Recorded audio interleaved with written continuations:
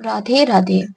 क्या आपके मन में भी ये सवाल आता है कि कौवे व पक्षियों, चींटियों, कुत्ते, गाय और मछलियों को खाना आखिर क्यों खिलाना चाहिए? या आप भी इसे एक अंधविश्वास मानते हैं? कमेंट करके जरूर बताएं। चलिए आज हम इसी विषय पर बात करते हैं कि कौवे व पक्षियों, चींटी, कुत्ते, गाय, मछलियों को आखिर क्यों खाना खिलाना चाहिए और इसे पुण्य का काम क्यों माना जाता है।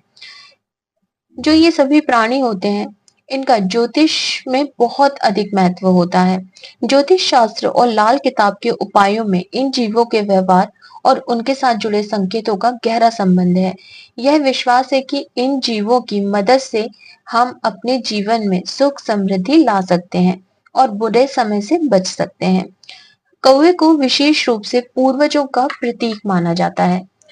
हिंदू मान्यताओं के अनुसार कौवे को खाना खिलाना पितरों को प्रसन्न करने का एक उपाय है। पितृ पक्ष में कौवे को भोजन देने से पूर्वजों की आत्मा को शांति मिलती है और उनका आशीर्वाद घर में सुख समृद्धि शांति लाता है।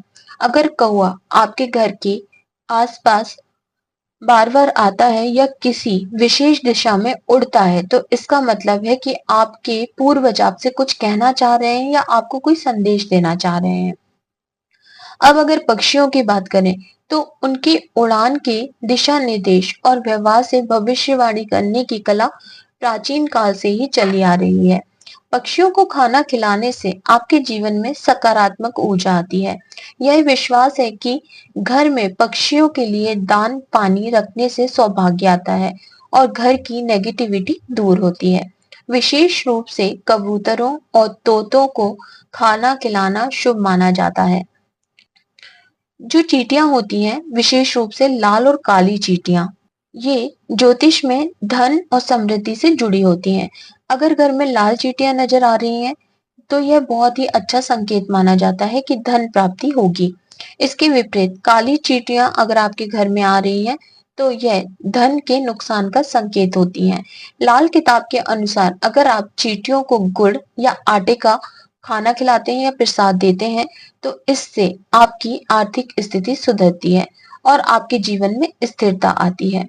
अब बात करते हैं कुत्ते की। कुत्ते को शनि देवता का प्रतीक माना जाता है। कुत्तों को खाना खिलाने से शनि देव को प्रसन्न करने का एक प्रमुख उपाय माना जाता है। काले कुत्ते को खाना खिलाने से शनि से जुड़े दोष जैसे शनि की साढ़े साती, शनि की ढैया के जो कुप्रभाव होते हैं, उनसे बचा जा सकता है। लाल किताब के अनुसार यह उपाय विशेष रूप से उन लोगों के लिए सुझाया गया है जिनकी कुंडली में शनि अशुभ स्थिति में है। कुत्तों के साथ अच्छे संबंध रखना और उनकी देखभाल करना शनि के दोष को कम कर सकता है और जीवन में सुख समृद्धि ला सकता है। अब बात करते हैं गाय की। गाय को भारतीय संस्कृति में माँ का दर्जा दिया गया है और इसे अत्यंत पवित्र माना जाता है। गाय को भोजन देना या उनकी सेवा करना बहुत ही शुभ होता है। लाल किताब के अनुसार गाय को रोटी या हरा चारा खिलाने से जीवन में सभी प्रकार की बाधाएं दूर होती हैं और लक्ष्मी कृपा बनी रहती है। गाय की सेवा से घर में सुख समृद्धि आती है और जीवन के हर क्षेत्र में सफलता प्राप्त होती है। विशेष रूप से जब आपको ऐसा महसूस हो कि जीवन में रुकावटें आ रही हैं, तो आप गाय की सेवा जरूर करें। वे इन बाधाओं से आपको मुक्त कराएंगी और आपकी बाधाओं का निवारण अवश्य ही करेंगी। अगला उपाय है मछलियों वाला।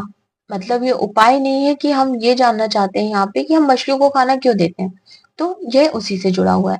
मछलियों को भोजन देना या उनकी देखभाल करना जल तत्व से जुड़ा होता है।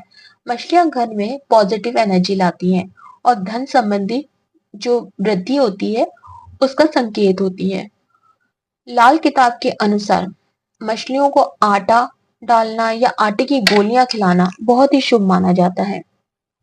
यह उपाय जीवन में आर्थिक समस्याओं को दूर करने में मदद करता है और धन के प्रभाव को अच्छा बनाता है।